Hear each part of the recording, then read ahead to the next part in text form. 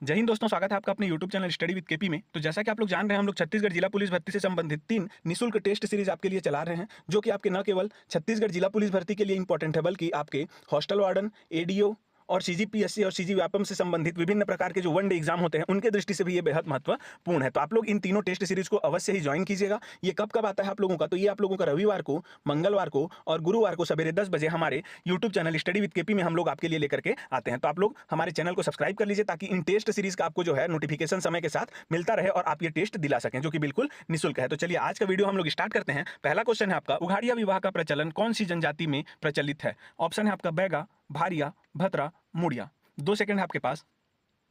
तो इसका सही उत्तर होगा आपका ऑप्शन नंबर ए, बैगा। अब बैगा जनजाति में है, तो बैगा को अब और क्या बोला जाता है, इसको आप लोग देखेंगे तो इसको जो है मेडिसिन मैन ऑफ गोंड बोला जाता है। ठीक है, मेडिसिन मैन ऑफ गोंड बोला जाता है। और उसके बाद जो है ये आप लोग के भारत सरकार के द्वारा इसको विशेष पिछड़ी जनजाति में शामिल किया गया है। तो बैगा विशेष पिछड़ी जनजाति विकास अभिकरण किस जिले में है, ये भी क्वेश्चन पूछा जाता है। तो ये आप लोगों के कबीरधाम जिले में है, ये भी आप लोग याद रखेंगे। और ये जो है इनका जो त्यौहार रहता है उसको क्या बोलते हैं, अमुन्स रसन बोलते हैं। ठीक है, और एक आता है रतौना। और ये रतौना त्यौहार किस लिए मनाया जाता है? जो नागा बाबा जो रहता है, इनका नागा बाबा, उनको प्रसन्न करने के लिए ये लोग जो है रतौना त्यौहार मनाते हैं। तो इसको भी याद रखेंगे आप लोग, ये इंपॉर्टेंट है। ठीक है, स्टार मार्क लगा लीजिए इसको। चलिए तो अगला क्वेश्चन देखते हैं, इतना आप लोग को यहाँ पे याद रखना है। अगला क्वेश्चन है, घोटुलपाटा नामक मृत्यु गीत किस जनजाति से संबंधित है? अब यहाँ पे दिया है घोटुलपारा, तो ये जो घोटुलपारा या फिर घोटुलपाटा दोनों एक ही है। ठीक है, ऑप्शन आप लोग देखेंगे यहाँ पे, गोंड, उरांव, मुड़िया, कमार। 2 सेकंड है आपके पास। यदि 2 सेकंड आप लोग को कम लगे तो आप लोग क्या करेंगे, थोड़ा पॉज कर लेंगे क्वेश्चन को और खुद से आंसर देने का कोशिश करेंगे। अंत में आप लोग कमेंट करके बताइएगा कि कितना क्वेश्चन आपने सही किया है। टोटल 50 क्वेश्चन है यहाँ पे, तो कमेंट में बताएंगे आप लोग हम लोग इतना क्वेश्चन सही किए करके। और वीडियो को ज्यादा से ज्यादा लाइक कीजिएगा, ताकि यूट्यूब जो है इस वीडियो को ज्यादा जने को रिकमेंड कर सके। बस इतना ही आप लोगों से एक रिक्वेस्ट है। चलिए तो इसका आंसर आप लोग देखेंगे, इसका आंसर होगा आप लोगों का ऑप्शन नंबर सी, मुड़िया। तो मुड़िया जनजाति में जो है घोटुलपाटा नामक नृत्य किया जाता है, जो कि एक मृत्यु गीत है। तो इसको आप लोग याद रखेंगे कि मृत्यु गीत है ये। ठीक है, घोटुलपाटा नामक मृत्यु गीत किस जनजाति में किया जाता है? तो मुड़िया जनजाति में। अब मुड़िया जनजाति कहाँ रहता है? तो ये आपके बस्तर क्षेत्र में आपका जो है नारायणपुर जिला, कोंडागांव जिला और बस्तर जिला, इन तीनों जिलों में आपका जो है इसका क्या है, निवास क्षेत्र है। ये लोग जो है इनका युवा गृह जो है उसको क्या बोला जाता है? तो गोटुल बोला जाता है, गोटुल। ठीक है, पहले घोटुल बोलते थे, अब गोटुल बोल दिया गया है, तो गोटुल बोलते हैं। यहाँ पे ये लोग कौन सा नृत्य करते हैं ये भी पूछा जाता है। तो कक्षार नृत्य करते हैं एक, तो दूसरा आप लोग का करते हैं क्या, मांदरी नृत्य। तीसरा आप लोग का क्या रहता है यहाँ पे ये लोग का रहता है एक हुल्की पाटा। ठीक है, तो ये तीनों तरह के नृत्य ये लोग करते हैं। क्यों करते हैं? तो लिंगोपेन देव को प्रसन्न करने के लिए। तो इतना आप लोग यहाँ पे याद रखेंगे। चलिए अगला देखते हैं। अगला क्वेश्चन है आप लोगों का, बघेलिया श्रेणी की जनजाति है। ऑप्शन है आपका पारधी, बिरहोर, पंडो, अगरिया। 2 सेकंड है आपके पास। तो इसका सही उत्तर होगा आपका ऑप्शन नंबर ए, पारधी जनजाति। तो पारधी जनजाति जो है बघेलिया श्रेणी की क्या है, आपकी जनजाति है। और यहाँ पे आप लोग देखेंगे तो पारधी को और किस नाम से जाना जाता है? तो इसको किस लिए प्रसिद्ध है ये? तो ये जो है आपका जो है काली पक्षी का शिकार करने के लिए प्रसिद्ध है। किस क्षेत्र में इसका निवास क्षेत्र है? तो आप लोग देखेंगे तो आप लोगों का जो है ऐसा सर्कल बना लीजिए। यहाँ पे आप लोग क्या रखेंगे, सरगुजा, यहाँ पे आप लोग रायगढ़ और यहाँ पे कोरबा। तो कोरबा, सरगुजा और रायगढ़, इन तीनों क्षेत्र में जो है ये पारधी जनजाति पाई जाती है। तो इसको आप लोग याद रखिएगा। चलिए अगला देख लेते हैं। अगला क्वेश्चन है आप लोगों का, भारत सरकार द्वारा घोषित निम्नलिखित अति पिछड़ी जनजातियां छत्तीसगढ़ में पाई जाती हैं। अब यहाँ पे दिया गया है जनजातियों नाम, इसमें से आपको बताना है कौन सा जो है अति पिछड़ी जनजाति में शामिल है। तो परजा, कमार, पहाड़ी कोरवा, बैगा, और ऑप्शन आपके सामने है। 2 सेकंड है आपके पास। तो इसका सही उत्तर होगा आपका ऑप्शन नंबर कौन सा, बी इसका सही उत्तर होगा। ठीक है, 2, 3 और 4। इसमें आप लोग देखेंगे तो कमार हो गया, पहाड़ी कोरवा हो गया और आपका बैगा, इन तीनों को जो है भारत सरकार ने अति पिछड़ी जनजाति में शामिल किया है, छत्तीसगढ़ की इन जनजातियों को। तो देखिए यहाँ पे जो है दिया गया है, इनमें से इन तीनों को किया है। और ये जो कमार है इसका जो है विशेष पिछड़ी जनजाति कमार विकास अभिकरण किस जिले में है? तो ये आपके गरियाबंद जिले में। और आपका जो है पहाड़ी कोरवा लोग का विशेष पिछड़ी पहाड़ी कोरवा विकास अभिकरण आप लोग देखेंगे तो ये आप लोगों का कहाँ है, सरगुजा जिले के अंबिकापुर में है। और आप लोग का बैगा का देखेंगे तो मैंने अभी बताया था कबीरधाम जिले में है। ठीक है, तो इतना आप लोग याद रखेंगे। जब भी आप लोगों का विशेष पिछड़ी जनजाति आए तो इनका विकास अभिकरण कहां पे है, इसको आप लोग को याद करते चलना है। चलिए अगला क्वेश्चन देखेंगे। अगला क्वेश्चन है आपका, भड़म नृत्य किस जनजाति का सर्वाधिक प्रिय नृत्य है? ऑप्शन है आपका कोरबा, उरांव, भारिया, नगेसिया। 2 सेकंड है आपके पास। तो इसका सही उत्तर आप लोग का होगा ऑप्शन नंबर सी, भारिया। तो भारिया का जो नृत्य है भारिया जनजाति का, उसको क्या बोला जाता है, भड़म नृत्य। और एक ये लोग का नृत्य है उसको क्या बोलते हैं, सैतम नृत्य। तो ये दोनों नृत्य जो है किसका है जी, भड़म और सैतम आप लोगों का भारिया जनजाति का है। और ये जो भड़म नृत्य है ये सबसे लंबी अवधि तक चलने वाला क्या है, जनजातियों में सबसे लंबी अवधि तक चलने वाला नृत्य जो है वो कौन सा है, भड़म नृत्य है। और आप लोग को मैं बता दूं यहाँ पे जो हम लोग पीडीएफ यूज किए हैं इसको आप लोग हमारे Telegram channel study with KP से जाकर के निःशुल्क में प्राप्त कर सकते हैं। आपको जो है स्टडी विद केपी चैनल से जुड़ना पड़ेगा, टेलीग्राम चैनल से, फिर आपको ये फ्री में प्रोवाइड किया जाएगा। और हम आपको यहाँ पे जो है प्रत्येक दिन जो है 10 इंपॉर्टेंट क्वेश्चन का आपको टेस्ट सीरीज प्रोवाइड करते हैं, जिसका आपको एक लिंक दिया जाता है और उस लिंक में जाकर के आप लोग टेस्ट दे सकते हैं, जो कि टाइम के साथ में उसमें रहता है कि 5 मिनट में आपको इतना क्वेश्चन करना है, 6 मिनट में आपको इतना क्वेश्चन करना है करके। चलिए तो अगला क्वेश्चन देखते हैं। ये था आपका जानकारी। अगला क्वेश्चन है आप लोगों का, कक्षार नृत्य किस जनजाति से संबंधित है? ऑप्शन है आपका मुरिया, उरांव, बैगा, भारिया। 2 सेकंड है आपके पास। तो इसका सही उत्तर होगा आपका ऑप्शन नंबर कौन सा, ए, मुड़िया। अभी हमने देखा ऊपर में कि इसका जो क्वेश्चन था आया था मुड़िया वाला, तो उसमें मैंने अभी बताया कि ये लोग का जो है युवा गृह क्या है, गोटुल, वहां पे ये लोग क्या करते हैं, कक्षार नृत्य करते हैं। अब कक्षार नृत्य करते क्यों है ये मैंने नहीं बताया, तो इसको आपको बताता हूं मैं कि ये जो है ये लोग जीवन साथी का चयन करने के लिए क्या करते हैं, कक्षार नृत्य किया जाता है। ठीक है, तो जीवन साथी का ये लोग इसमें क्या करते हैं, चयन करते हैं। ये क्वेश्चन बहुत बार पूछा जा चुका है, तो इसको आप लोग स्टार मार्क लगा लीजिए, ये इंपॉर्टेंट क्वेश्चन है। ठीक है, कि जीवन साथी का चयन के लिए ये लोग कक्षार नृत्य करते हैं। कौन सी जनजाति, मुड़िया। चलिए अगला देखेंगे। अगला क्वेश्चन है आप लोगों का, छत्तीसगढ़ की जनजातियों में विधवा विवाह को क्या कहा जाता है। ऑप्शन है आपका पारिंगधन, पेडुल, पाइसोतुर और उतो। 2 सेकंड है आपके पास। तो इसका सही उत्तर आप लोग का होगा ऑप्शन नंबर डी और उतो। देखिए यहाँ पे पारिंगधन विवाह जो है ये आप लोगों का क्या है, तो क्रय विवाह है आप लोगों का। आप लोग का पेडुल जो है ये सामान्य विवाह है, और आप लोग का पाइसोतुर आप लोग देखेंगे तो ये आप लोगों का अपहरण विवाह है। ठीक है, अपहरण विवाह। चलिए, तो इतना आप लोग याद रखेंगे। और अरुतो जो है आप लोगों का क्या है, जनजातियों में विधवा विवाह है। और इसी को जो है विधवा विवाह को क्या बोला जाता है, बैगा में तो खड़ौनी बोला जाता है। इसको भी आप लोग ध्यान में रखेंगे, ये क्वेश्चन पूछा जाता है, खड़ौनी। ठीक है, खड़ौनी ये बोला जाता है। चलिए अगला देखेंगे। अगला क्वेश्चन है आप लोगों का, विंध्यवासिनी देवी की पूजा करने वाली जनजाति है। ऑप्शन है आपका खैरवार, भुइयां, बैगा, बिंजवार। 2 सेकंड है आपके पास। तो इसका सही उत्तर होगा आपका ऑप्शन नंबर कौन सा, डी नंबर। ठीक है, तो बिंजवार जनजाति जो है विंध्यवासिनी देवी की पूजा करती है। और आप लोग देखेंगे कि ये जो है 12 भाई बैठकर, ठीक है, 12 भाई बैठकर इस देवता की भी ये लोग क्या करते हैं, पूजा करते हैं, 12 भाई बैठकर। तो इसको आप लोग याद रखेंगे। चलिए अगला देखेंगे। अगला क्वेश्चन है आप लोगों का, और बिंजवार आप लोगों का जो है बैगा जनजाति का क्या है, उपजाति है। ये भी आप लोगों को याद करके रखना है। अगला क्वेश्चन है, छत्तीसगढ़ के किस जिले में उरांव जनजाति निवास नहीं करती। ऑप्शन है आपका यहाँ पे सरगुजा, कोरिया, जसपुर, कबीरधाम। 2 सेकंड है आपके पास। अब यहाँ पे क्वेश्चन को अच्छे से पढ़ेंगे आप लोग, यहाँ पे दिया है नहीं करती करके। ठीक है, तो इसका सही उत्तर होगा आप लोगों का ऑप्शन नंबर डी, कबीरधाम। अब देखिए ये जो उरांव जनजाति है आपका मुख्यतः जो है सरगुजा संभाग में पाया जाता है। तो सरगुजा संभाग से हट करके आपका जो है कबीरधाम, ये आपका कौन सा संभाग है, दुर्ग संभाग। तो दुर्ग संभाग में ये उरांव जनजाति नहीं पाई जाती। तो इसका आंसर क्या हो जाएगा, कबीरधाम। चलिए अगला देखेंगे। अगला क्वेश्चन है आप लोगों का, इंद्रावती एवं गोदावरी नदी के संगम पर निम्न में से कौन सा स्थल है। ऑप्शन है आप लोगों का मलासकुंडम, मटनार, भोंगापाल, भद्रकाली। 2 सेकंड है आपके पास। तो इसका सही उत्तर होगा आपका ऑप्शन नंबर डी, भद्रकाली। तो भद्रकाली नामक जो स्थान है वो आपके इंद्रावती और गोदावरी नदी के संगम पर स्थित है। ये किस जिले में है, तो ये आपके जो है बीजापुर जिले में स्थित है। तो ये भी आप लोग याद रखेंगे।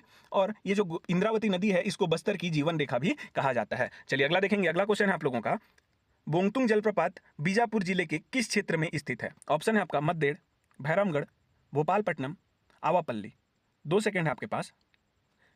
तो इसका सही उत्तर होगा आप लोगों का ऑप्शन नंबर सी, भोपालपट्टनम। तो इसका आंसर क्या हो जाएगा आपका ऑप्शन नंबर सी, भोपालपट्टनम। जो बोंगतुंग जलप्रपात है बीजापुर जिले के भोपालपट्टनम में स्थित है। अगला क्वेश्चन है आप लोगों का यहाँ पे, छत्तीसगढ़ का प्रसिद्ध कोटली प्राकृतिक जलप्रपात किस जिले में स्थित है। ऑप्शन है आप लोगों का बलरामपुर, राजनांदगांव, जसपुर, सरगुजा। 2 सेकंड है यहाँ पे आपके पास।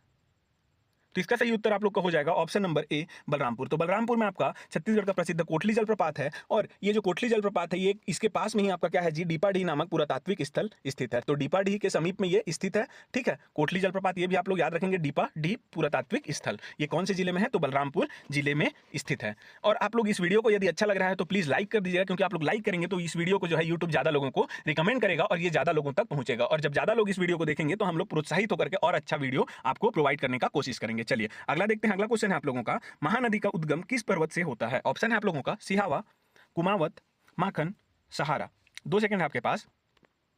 तो इसका सही उत्तर आप लोग का होगा ऑप्शन नंबर ए, सिहावा। तो सिहावा पर्वत से जो है आपका महानदी का उद्गम होता है। ये किस जिले में है, तो ये आप लोगों के जो है धमतरी जिले में स्थित है। और महानदी का जो है छत्तीसगढ़ की जीवन रेखा कहा जाता है। तो इसका लंबाई आप लोग देखेंगे तो कुल कितना है, 858 है। और छत्तीसगढ़ में कितना है बोलेगा, तो इसका जो है छत्तीसगढ़ में लंबाई है 286 किलोमीटर। ठीक है, चलिए अगला देखेंगे। अगला क्वेश्चन है आप लोगों का, महानदी की सहायक नदी निम्न में से कौन सी है। ऑप्शन है आप लोगों का इंद्रावती एवं पैरी, सोन एवं गंगा, पैरी और सोंढूर, सोंढूर और इंद्रावती। 2 सेकंड है आपके पास।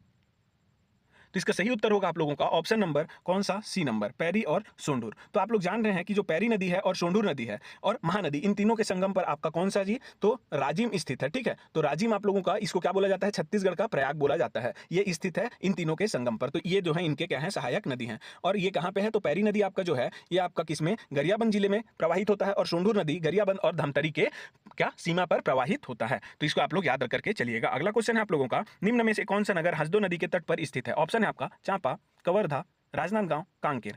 2 सेकंड है आपके पास।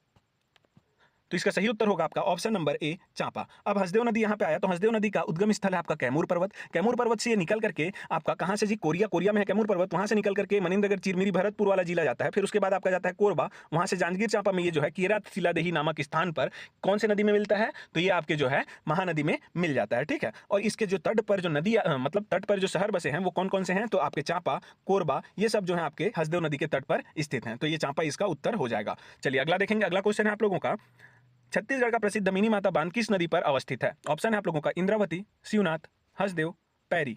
2 सेकंड है आपके पास। तो इसका सही उत्तर होगा आप लोगों का ऑप्शन नंबर, कौन सा इसका सही है जी, तो सी इसका सही आंसर है। हसदेव जो है, हसदेव नदी, ये आपका यहाँ पे हसदेव नदी में आपका जो है मिनी माता बांध स्थित है। चलिए अगला देखेंगे। अगला क्वेश्चन है आप लोगों का, छत्तीसगढ़ के प्रयाग राजीव में किन नदियों का संगम है? ये देखिए, ये अभी हमने ऊपर डिस्कस किया है, आप लोग ऑप्शन देख लीजिए और बताइए। 2 सेकंड है आपके पास।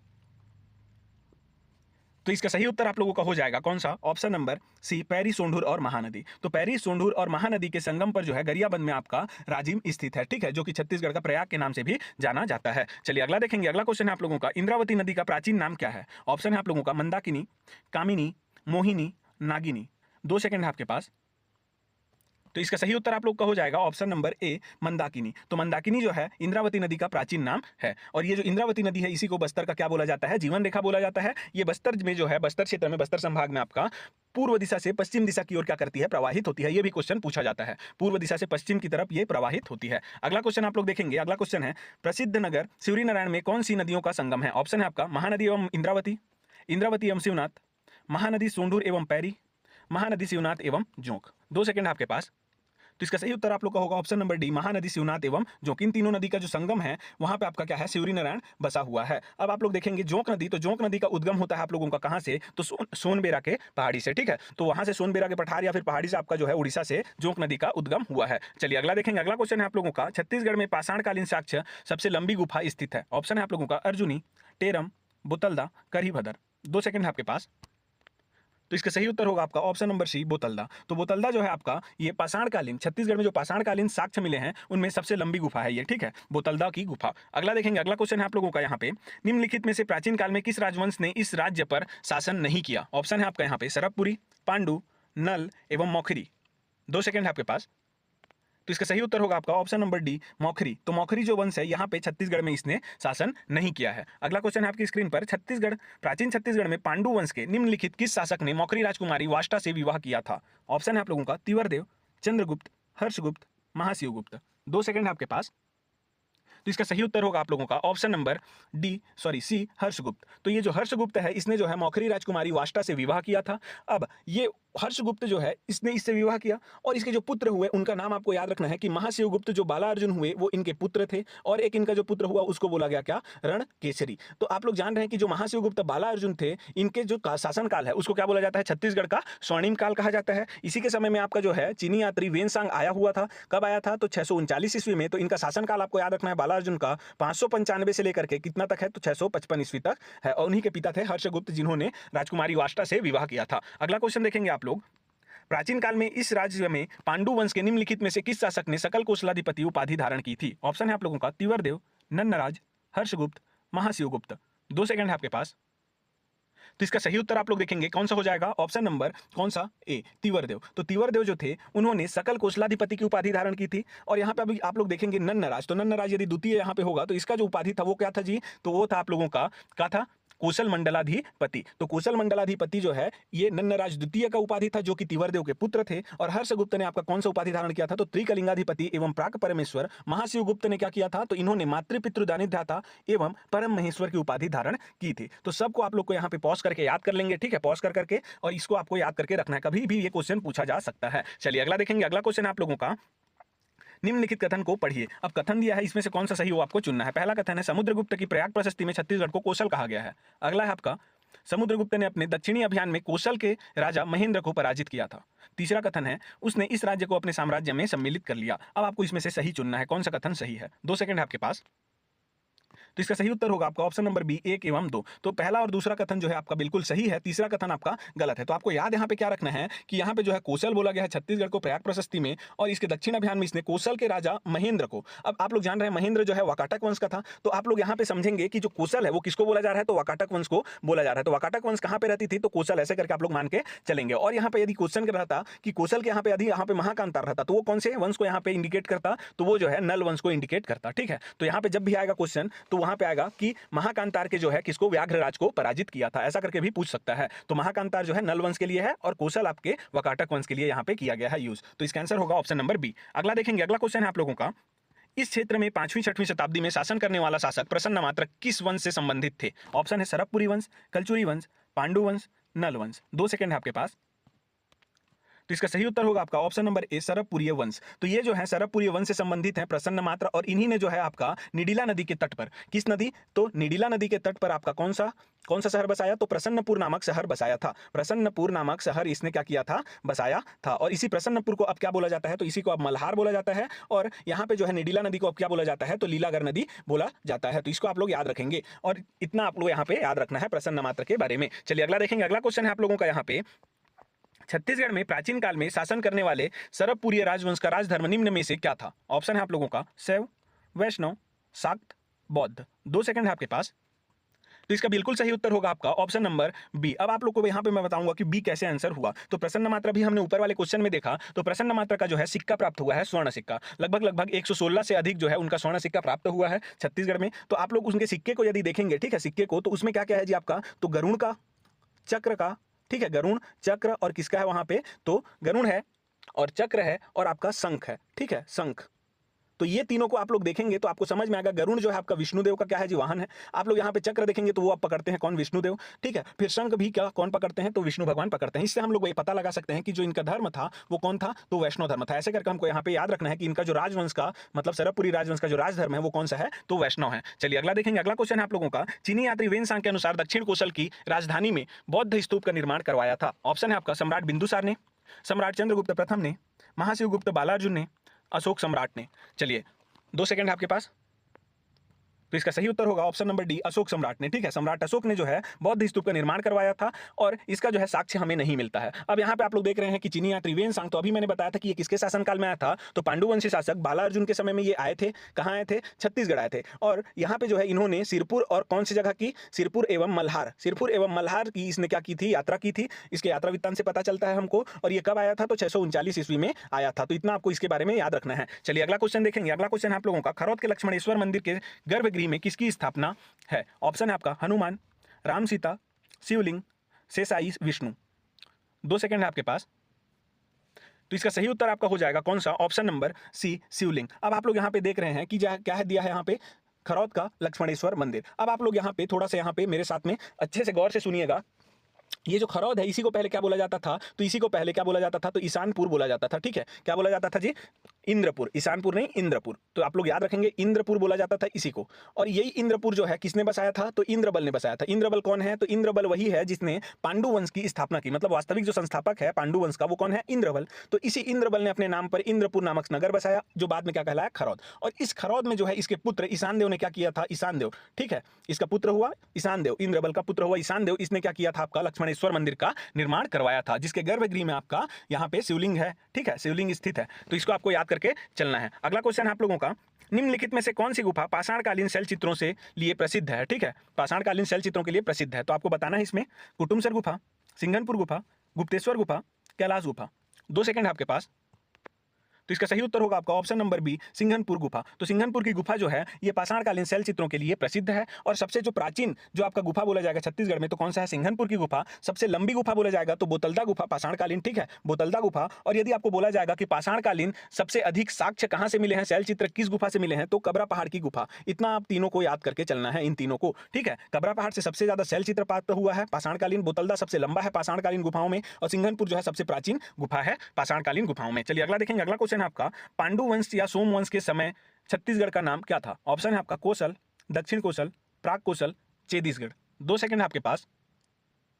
तो तो इसका सही उत्तर जो है क्या है जी, ऑप्शन नंबर सी। देखिए ये क्वेश्चन जो है ये पिछले वर्ष में आया हुआ था और आयोग ने इसका जो है क्या लिया है आंसर, तो इसको लिया है ऑप्शन नंबर सी को, प्राक कौशल को। इसलिए मैं भी इसको आपका आंसर क्या लिया हूं, प्राक कौशल। तो आप लोग यहाँ पे थोड़ा सा देख लीजिएगा, ठीक है। प्राक कौशल बोला गया है लेकिन दक्षिण कौशल मेरे को संभावना लग रहा है, लेकिन यहाँ पे प्राक कौशल आंसर लिया है, तो आप लोग इसी को आंसर लेकर के आएंगे यदि सेम क्वेश्चन रिपीट होता है तो। आपको इसको याद करके चलना है, ये क्वेश्चन को आप लोग स्टार मार्क लगा लीजिए, इसको आप लोग याद करेंगे। चलिए अगला क्वेश्चन है आप लोगों का, इंद्रबल ने अपना उत्तराधिकारी किसे बनाया था? ऑप्शन है आप लोगों का रतन देव, पृथ्वीदेव, नन्नराज प्रथम, जाजल्य देव।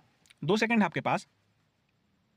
तो इसका सही उत्तर आप लोग का होगा कौन सा, ऑप्शन नंबर सी, नन्नराज प्रथम। अब मैंने बताया था आपको इंद्रबल के बारे में, तो इंद्रबल आपका पांडु वंश का वास्तविक संस्थापक है। इसके 4 पुत्र हुए, कौन कौन हुए, तो आपका एक तो हुआ नन्नराज प्रथम, दूसरा आप लोग देखेंगे तो ईशान देव आया, तीसरा आप लोगों का आया सूरबल, तीसरा आप लोगों का सूरबल आया, चौथा आपका आया क्या, भवदेव रणकेसरी। तो इसमें आपका जो है इंपॉर्टेंट कौन कौन से हैं, तो नन्नराज प्रथम क्योंकि ये इसका उत्तराधिकारी बना, ईशान देव दूसरा ये जो है इंपॉर्टेंट है क्योंकि इसने जो है खरौद में लक्ष्मणेश्वर मंदिर का निर्माण करवाया था, ठीक है। तो इसमें आपको इन दोनों को याद करके चलना है। बाकी उनके जो अन्य पुत्र थे उनका नाम क्या था, सूरबल, और एक का नाम था भवदेव रणकेसरी। चलिए अगला क्वेश्चन देखेंगे। अगला क्वेश्चन है आप लोगों का, गुप्त वंश की वास्तविक राजधानी कहां थी? ऑप्शन है पाटलिपुत्र, राजिम, रायपुर, दुर्ग। 2 सेकंड है आपके पास। तो इसका सही उत्तर आप लोग का होगा ऑप्शन नंबर कौन सा, ए, पाटलिपुत्र। तो आप लोग सभी जान रहे होंगे गुप्त वंश का जो वास्तविक राजधानी था वो कहां है जी, पाटलिपुत्र, जो कि कहां है, आपके बिहार में। अगला क्वेश्चन है आप लोगों का, वराहराज नामक नल शासक की मुद्रा कहां से मिली है? ऑप्शन है रायपुर, सिरपुर, आरंग, कोंडागांव। 2 सेकंड है आपके पास। तो इसका सही उत्तर आप लोग का हो जाएगा ऑप्शन नंबर डी, कोंडागांव। अब आप लोग जान रहे हैं कि जो वराहराज है ये किस वंश से है, तो नल वंश का है। यहाँ पे दिया गया है इसके जो है कुल 29 जो है स्वर्ण मुद्रा प्राप्त हुए हैं। कहाँ से, तो एडेंगा से प्राप्त हुए हैं, एडेंगा से। और ये जो एडेंगा है आपका ये किस जिले में है, तो कोंडागांव जिले में। इसलिए इसका आंसर क्या हुआ आपका, ऑप्शन नंबर डी जो है आंसर हुआ। तो ऐसा भी क्वेश्चन आपको पूछ सकता है घुमा करके, एडेंगा किस जिले में है, कोंडागांव में, इसलिए इसका जो सिक्का है वो कहाँ से प्राप्त हुआ है मुद्रा, तो कोंडागांव इसका आंसर होगा। चलिए अगला देखेंगे। अगला क्वेश्चन है आप लोगों का, नल या नाग वंश की राजधानी कहाँ थी? ऑप्शन है आपका कोरापुट, पुष्करी, रायपुर, आरंग। 2 सेकंड है आपके पास। तो इसका सही उत्तर आप लोग का हो जाएगा ऑप्शन नंबर बी, पुष्करी। अब पुष्करी जो है इनका राजधानी था, लेकिन इनका जो शासन क्षेत्र था वो कौन सा था, तो कोरापुट। तो कोरापुट इनका शासन क्षेत्र है, ठीक है, ये आपका शासन क्षेत्र है, ये इनका क्या था, राजधानी था। चलिए अगला देखेंगे। अगला क्वेश्चन है आप लोगों का, राजिम के अभिलेख में नल वंश के किस राजा का वर्णन है? ऑप्शन है आपका पृथ्वीराज, वृषराज, स्तंभराज, स्कंदवर्मन। 2 सेकंड है आपके पास। तो देखिए इसमें आप लोग कंफ्यूज हो रहे होंगे, इसका आंसर है आपका ऑप्शन नंबर ए, पृथ्वीराज। बहुत लोग इसका आंसर क्या विलासतुंग को आज तक लगाते आए हैं, तो विलासतुंग यहाँ पे नहीं दिया है, लेकिन इसका आंसर क्या है यहाँ पे पृथ्वीराज। ये पृथ्वीराज कौन है, तो ये जो है विलासतुंग के क्या रहते हैं जी, दादा रहते हैं। इनके पिता का नाम रहता है क्या, विरूपाक्ष, ठीक है। तो यहाँ पे आप लोग देखेंगे कि ये जो राजिम शिलालेख है यहाँ पे आपका जो है इन तीनों का नाम वर्णन किया गया है, ठीक है। किनका किनका, पृथ्वीराज जो कि विलासतुंग के दादा थे, विरूपाक्ष जो कि इनके पिता थे, और विलासतुंग खुद, ठीक है। इन तीनों का जो है यहाँ पे वर्णन मिलता है आपको। चलिए अगला क्वेश्चन देखेंगे। अगला क्वेश्चन है आप लोगों का, पूंजीगत प्राप्तियां वित्तीय वर्ष 2023-24 के दौरान कितनी हुई हैं? यहाँ से आपका आर्थिक सर्वेक्षण है, ठीक है। क्वेश्चन है आपका, देख लिया आप लोग क्वेश्चन, ऑप्शन आप लोग देखिए, 13,600 करोड़, 15,500 करोड़, 14,700 करोड़, 16,800 करोड़। 2 सेकंड आपके पास। तो इसका सही उत्तर आपका होगा ऑप्शन नंबर क्या, ऑप्शन नंबर बी, 15,500 करोड़। अब आप लोग यहाँ पे देखेंगे तो प्राप्तियां जो है 2 प्रकार की रहती हैं। एक आपका रहता है क्या, राजस्व प्राप्ति, और दूसरा रहता है आपका पूंजीगत प्राप्ति। तो देखिए इसको मैं आपको थोड़ा सा समझाने का कोशिश करूंगा। ये जो राजस्व प्राप्ति है ये आपके राजस्व से प्राप्त होता है, और पूंजीगत प्राप्ति मतलब जैसे मान के चलिए आपका कोई जमीन है, ठीक है, सरकार का जमीन है, उस सरकार ने उस जमीन को बेच दिया, ठीक है, किसी प्राइवेट कंपनी को, तो वहां से उसको जो है आय हुआ, ठीक है, आय इनकम मिला उसको, तो उस इनकम को हम लोग क्या बोलेंगे, पूंजीगत प्राप्ति। इससे जो है सरकार का वन टाइम मात्र यहाँ पे क्या होता है, लाभ होता है, लेकिन इसको जो है लंबे समय में इसको अच्छा नहीं माना गया है। पूंजीगत व्यय अच्छा माना जाता है, लेकिन पूंजीगत प्राप्ति जो है अच्छा नहीं है, तो ये हमेशा कम रहता है पूंजीगत प्राप्ति किससे, पूंजीगत आय से। तो इसका आंसर क्या हो जाएगा, ऑप्शन नंबर बी, 15,500 करोड़। अगला क्वेश्चन है आप लोग का, वित्तीय वर्ष 2023-24 के दौरान कुल प्राप्तियां कितनी थी? ऑप्शन है आपका, देख लेंगे ऑप्शन आप लोग, लंबा लंबा है थोड़ा सा, 5 सेकंड ले लीजिए आप लोग। चलिए तो इसका आंसर होगा आपका ऑप्शन नंबर कौन सा, ए नंबर, ठीक है, 121,500.73 करोड़। तो यहाँ पे आप लोग देख रहे हैं 1,21,500.73 करोड़ जो है क्या है, कुल प्राप्तियां है। अब कुल प्राप्ति में क्या क्या आता है, मैंने आपको बताया था कि 2 तरह के प्राप्तियां रहती हैं। एक तो आपका रहता है राजस्व प्राप्ति, एक रहता है आप लोग का क्या, पूंजीगत प्राप्ति। तो पूंजीगत प्राप्ति अभी हमने देखा कि 15,000 कितना है, 500 है, और आप लोग का जो राजस्व प्राप्ति है वो कितना है, 1,006, फिर 000 और 0.73। तो इसको यदि आप लोग दोनों को जोड़ेंगे तो इसका जो दोनों का सम्मिशन होगा, मतलब दोनों का योग जो होगा वो कितना होगा, 121,500.73 करोड़। ये आपका कुल प्राप्ति हो जाएगा। चलिए अगला क्वेश्चन आप लोग देखेंगे, वित्तीय वर्ष 2023-24 के दौरान कुल व्यय कितनी थी? तो कुल व्यय आपको यहाँ पे बताना है। ऑप्शन आप लोग देख लेंगे, 2 सेकंड है आपके पास। तो इसका सही उत्तर आप लोग का होगा ऑप्शन नंबर बी 121,500.25 करोड़। तो देखिए अभी हम लोग देखे थे क्या इसका प्राप्ति वो कितना था, तो 121,500 में 7,3 करोड़ जो है ये कुल प्राप्ति था और ये जो है कुल व्यय है। तो लगभग मान के चलिए 0.48 का ही यहाँ पे शुद्ध रूप से लेन देन हुआ है, ठीक है, इतना करोड़ का। तो आप लोग का जो है ये क्या है, आपका कुल व्यय है 2023-24 के दौरान। चलिए अगला क्वेश्चन देखेंगे आप लोग। छत्तीसगढ़ राज्य सहकारी विपणन संघ के द्वारा वर्तमान में कितने धान उपार्जन केंद्र बनाए गए हैं? तो ये बहुत इंपॉर्टेंट क्वेश्चन है। ऑप्शन आप लोग देखेंगे 2638, 2735, 2567, 2985। 2 सेकंड है आपके पास। तो इसका सही उत्तर आप लोग का होगा कौन सा, ऑप्शन नंबर बी 2735। तो 2735 इसका सही उत्तर होगा। वर्तमान में जो है कितने धान उपार्जन केंद्र बनाए गए थे जी? अभी हम लोग धान बेचे तो धान को कहीं पे ले जाते थे ना, मंडी बोलते थे, लेकिन सभी जगह जो है मंडी नहीं रहता था, वहां पे क्या रहता था, उपार्जन केंद्र, जहां पे हम लोग धान देते थे। तो वो उपार्जन केंद्रों की संख्या कितनी थी छत्तीसगढ़ में इस वर्ष? तो 2735, ठीक है, 2735 उपार्जन केंद्र रहे। चलिए अगला देखेंगे। अगला क्वेश्चन है आप लोगों का, मार्च 2023 की स्थिति में राज्य में बैंकों की संख्या कितनी है? अब यहाँ पे आप लोग देखेंगे क्वेश्चन में मार्च 2023 दिया गया है, ठीक है। ऑप्शन आप लोग देखेंगे 42, 45, 47, 49। 2 सेकंड है आपके पास। तो इसका सही उत्तर आप लोग का ऑप्शन नंबर सी होगा 47, ठीक है। तो अभी 2023 में मार्च की स्थिति में यदि हम लोग देखें तो राज्य में बैंकों की संख्या कितनी है? 47 है। इसको आपको याद करके चलना है। अगला क्वेश्चन है आप लोगों का, छत्तीसगढ़ में वर्तमान में कुल कितनी प्राथमिक कृषि साख सहकारी समितियां संचालित हैं? क्या जी? तो यहाँ पे आपको याद रखना है प्राथमिक कृषि साख सहकारी समितियां तो कितनी है छत्तीसगढ़ में कुल, उसको आपको याद करके चलना है। ऑप्शन आप लोग देखेंगे 2116, 2268, 2058, 2342। 2 सेकंड आपके पास। तो इसका सही उत्तर आप लोग का होगा ऑप्शन नंबर सी 2058। इसको तो आप लोग सभी जान रहे होंगे, ठीक है। तो कृषि उपज केंद्र कितना है आप लोगों का? कृषि उपज केंद्र तो आप लोगों का क्या है जी? तो आप लोगों का 69 है। फिर उपज मंडी आप लोग देखेंगे तो वो कितना है आप लोगों का? तो 121 है। और आप लोग का जो है प्राथमिक कृषि साख सहकारी समितियां कितनी है? तो 2058 है। तो ये आपको याद करके चलना है। अगला क्वेश्चन है आप लोगों का, छत्तीसगढ़ में वर्तमान में कुल कितने सहकारी बैंक हैं? ऑप्शन है आप लोगों का 321, 329, 315, 377। 2 सेकंड है आपके पास। तो इसका सही उत्तर आप लोग का हो जाएगा ऑप्शन नंबर बी 329। तो वर्तमान में कुल कितने सहकारी बैंक हैं, मतलब कि कोऑपरेटिव बैंक्स, तो कितने हैं? 329 हैं छत्तीसगढ़ में। चलिए अगला क्वेश्चन, आप छत्तीसगढ़ सरकार के मंत्रियों को गुड गवर्नेंस का प्रशिक्षण किस संस्थान में दिया गया? ऑप्शन है आपका भारतीय प्रौद्योगिकी संस्थान भिलाई, अंतर्राष्ट्रीय सूचना प्रौद्योगिकी संस्थान नया रायपुर, भारतीय प्रबंध संस्थान रायपुर, इंदिरा गांधी कृषि विश्वविद्यालय रायपुर। तो इसका सही उत्तर आप लोग को देना है। 2 सेकंड आपके पास। तो इसका सही उत्तर होगा आपका ऑप्शन नंबर सी भारतीय प्रबंध संस्थान रायपुर, मतलब कि IIM जो रायपुर है, यहाँ पे जो है क्या किया गया था, मंत्रियों को गुड गवर्नेंस का प्रशिक्षण दिया गया। ये क्यों दिया गया? तो अभी आप लोग जान रहे हैं कि मंत्रिमंडल जो हमारा बना है छत्तीसगढ़ में, उसमें कुल 12 मंत्री हैं। तो इनमें से जो है 6 मंत्रियां क्या है जी? 6 मंत्रियां पहले बार मंत्री बने हैं, ठीक है। मंत्री के पद पर ये लोग कभी नहीं रहे, तो इनको जो है काम काज कैसे करना है वो सिखाने के लिए इनको प्रशिक्षण दिया गया। कब से कब तक दिया गया? तो 31 मई से लेकर के 1 जून, ये 2 दिन आपका यहाँ पे इनको प्रशिक्षण दिया गया है, 31 मई और 1 जून को। चलिए अगला देखेंगे। इसके बारे में मैंने आपको जो है PDF में अच्छे से बताया है, आप लोग PDF डाउनलोड करके पढ़ सकते हैं, ठीक है। चलिए अगला क्वेश्चन देखेंगे, छत्तीसगढ़ के अभिषेक कुंजाम किस खेल से संबंधित हैं? ऑप्शन है आपका क्रिकेट, फुटबॉल, हॉकी, कुश्ती। 2 सेकंड है आपके पास। तो इसका सही उत्तर होगा आपका ऑप्शन नंबर बी फुटबॉल। तो अभिषेक कुंजाम जी जो हैं वो किस खेल से संबंधित हैं? फुटबॉल से। रहने वाले कहाँ के हैं ये? तो ये हैं आपके कांकेर से, ठीक है, कांकेर के रहने वाले हैं। और ये जो है अभी जुलाई में जो क्या होने वाला है, आपका फुटबॉल लीग होने वाला है इंग्लैंड में, उसमें ये क्या कर रहे हैं? हिस्सा ले रहे हैं इंडिया की तरफ से। तो इसको आपको याद रखना है, अभिषेक कुंजाम किस खेल से संबंधित हैं? फुटबॉल से। रहने वाले कहाँ के हैं? तो कांकेर जिला के रहने वाले हैं। चलिए अगला देखेंगे। अगला क्वेश्चन है आप लोगों का, यहाँ पे पूरा दिया गया है, आप लोग PDF डाउनलोड कर लीजिएगा प्लीज और पढ़ लीजिएगा, नहीं तो वीडियो लंबा हो जाएगा। क्वेश्चन है आपका, पैरा एथलीट श्रीमन झा ने Asia para arm wrestling championship में कौन सा पदक जीता है? ऑप्शन है आपका स्वर्ण पदक, रजत पदक, कांस्य पदक, ताम्र पदक। 2 सेकंड है आपके पास। तो इसका सही उत्तर आप लोग का होगा ऑप्शन नंबर ए स्वर्ण पदक। तो श्रीमन झा जी ने जो है भारत के लिए स्वर्ण पदक जीता है। चलिए अगला देखेंगे। अगला क्वेश्चन है आप लोगों का, अगला क्वेश्चन है आप लोगों का, छत्तीसगढ़ योगा टीम ने इंडो नेपाल प्रतियोगिता में कौन सा पदक जीता है? ऑप्शन है स्वर्ण पदक, कांस्य पदक, रजत पदक, ताम्र पदक। 2 सेकंड है आपके पास। तो इसका सही उत्तर आप लोग का होगा ऑप्शन नंबर ए स्वर्ण पदक। तो आपका छत्तीसगढ़ का जो योग टीम है उसने इंडो नेपाल प्रतियोगिता में स्वर्ण पदक जीता है। चलिए आगे देखेंगे। अगला क्वेश्चन, मनरेगा से रोजगार उपलब्ध कराने में छत्तीसगढ़ का कौन सा जिला सबसे पहले स्थान पर है? ऑप्शन है आपका शक्ति, बिलासपुर, रायगढ़, सारंगढ़, बिलाईगढ़। 2 सेकंड है आपके पास।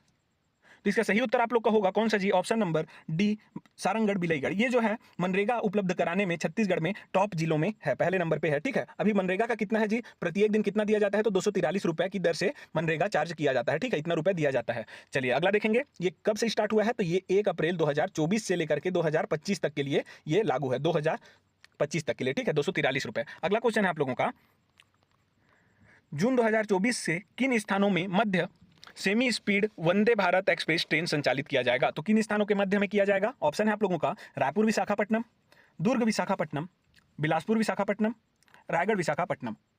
तो इसका 2 सेकंड है आपके पास, उत्तर दीजिएगा।